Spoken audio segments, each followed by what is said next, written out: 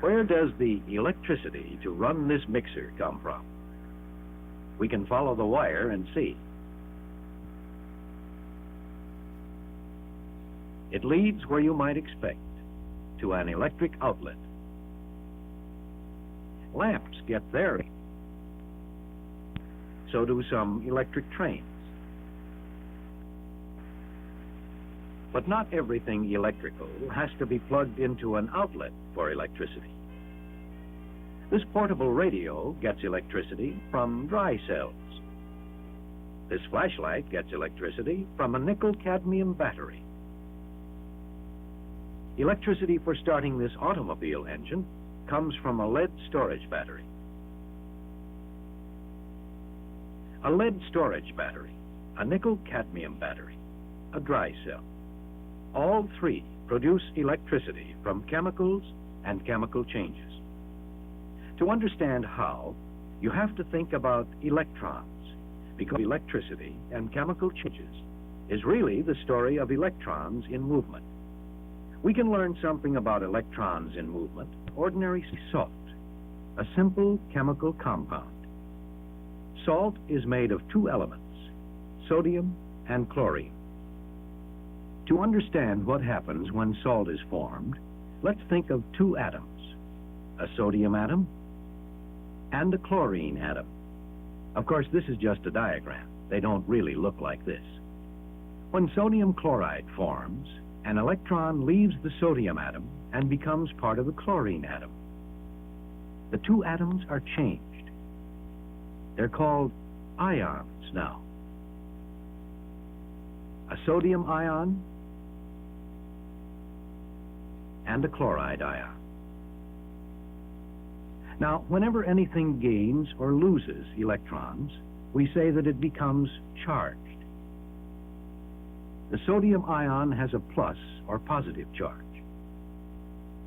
The chloride ion has a minus or negative charge. In a crystal of salt, the sodium and chloride ions are arranged something like these marbles frozen in ice. Chloride ions are larger than sodium ions. Electrons don't move from ion to ion in crystals of salt, but they do in crystals of metals. These marbles represent the arrangement of ions in copper. We can think of metals as made up of positive ions with negative electrons constantly moving among them. Let's see what electrons in metals and salt have to do with electricity. Here we have two strips of metal, copper and zinc, joined together by copper wires and standing in salt, sodium chloride. This is an electric cell. When the cell produces electricity, the meter will show it. Watch what happens as water is poured into the cell. There, an electric current has begun to flow through the cell. What did the water have to do with it? Well, the salt dissolves in the water. We can represent what in the crystals of salt, the regular arrangement of positive and negative ions is breaking apart. Some of the molecules of the water have also broken apart in the same way into positive and negative ions. In the zinc strip, changes begin taking place. Zinc ions, each with a positive charge, are leaving the strip of zinc and moving out into the water. The electrons that are left behind give the strip of zinc a charge. The positive zinc ions stay close to the negative strip of zinc. You probably know why. Charges that are alike push away from each other. Positive charges push apart. Negative charges push apart. But different or unlike charges pull toward each other. Unlike charges attract each other. So the zinc ions, which are positive, are held close to the strip of zinc, which is negative. At the same time, these positive zinc ions repel other positive ions that come from the salt and the water. These ions are pushed away from the strip of zinc. Some of them are pushed toward the strip of copper and touch it. Remember, electrons are moving through all parts of the copper. These electrons can be transferred. Some of the positive ions that are touching the copper take the exact number of electrons they are missing out of the copper. Now, with the right number of electrons, the ions lose their charges, and we call them atoms again. Because the copper is losing electrons, it takes on a positive charge. So the zinc has a negative charge, and the copper a positive charge. The two strips are called electrodes, and we can see that electricity is being produced. Why? Remember, the wire is made of the metal copper. The wire becomes a path for the extra electrons from the strip of zinc. They are pushed out of the electrode and into the wire. Remember, electrons all have negative charges. So these electrons from the zinc repel the electrons moving freely through the wire.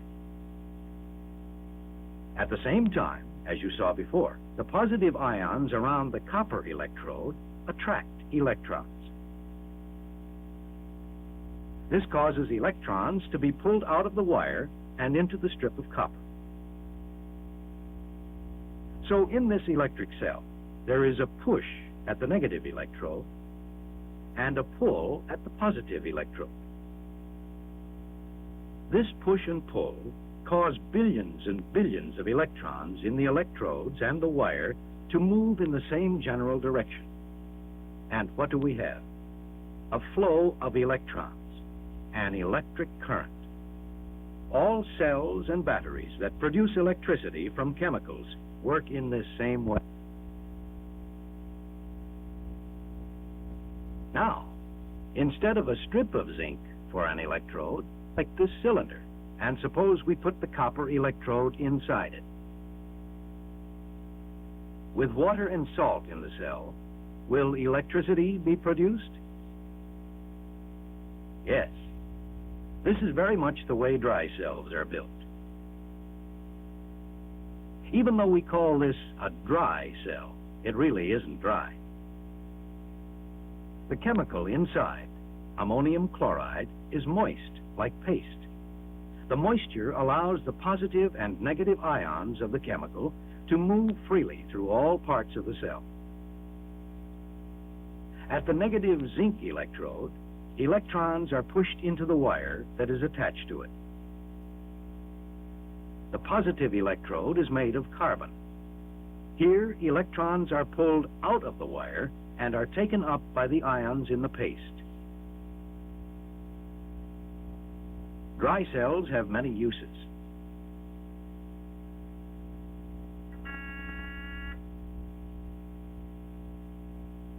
But dry cells won't produce electricity forever. As the chemicals inside the dry cells gain and lose electrons, they change. That's what's happened to the dry cells in this flashlight. Their chemicals have changed so much, they no longer can produce electricity. The cells have lost their charge. But there are some electric cells that are designed to be recharged. The cells in this flashlight are rechargeable. To see why plugging them into an electric outlet recharges them, you have to think about electrons in motion again. This is a battery made up of rechargeable cells, a nickel-cadmium battery. Let's look inside it. Like the cells we saw before, a rechargeable cell has metal electrodes. One electrode is made of the metal cadmium. When the cell is charged and operating, this electrode has a negative charge. The other one has a positive charge. It's made of a compound that contains the metal nickel. The electrodes stand in a moist chemical, potassium hydroxide. There are positive and negative ions in this chemical. As the cell produces electricity, the chemicals in it change. After a certain number of hours, they have changed so much that the flow of electrons stops. Now remember, when the cell was producing electricity, electrons flowed out of the negative electrode.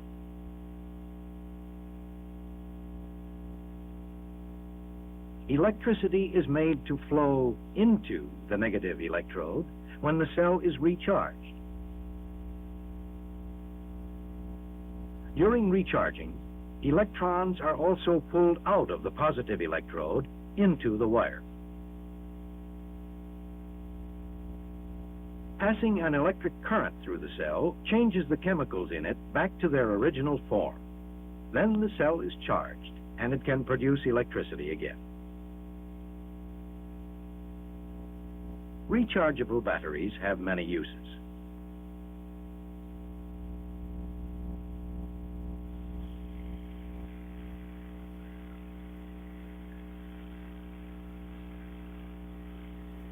Some even supply enough power to run a small machine, like a hedge trimmer,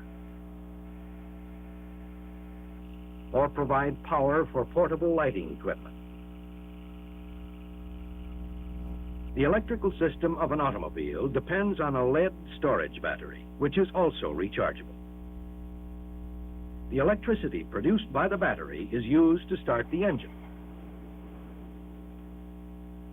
The cells in an automobile storage battery are called wet cells. Electricity is produced only when the electrodes are immersed in a liquid. In this case, the liquid is sulfuric acid and water. Now we can see the separate cells in the battery. In each cell, just as in the other cells we've seen, ions are free to move about. Each time the battery is used, electrons from the negative electrode, which is made of lead, are pushed into the wire. At the same time, electrons are pulled out of the wire by the positive electrode, which is made of a compound containing lead.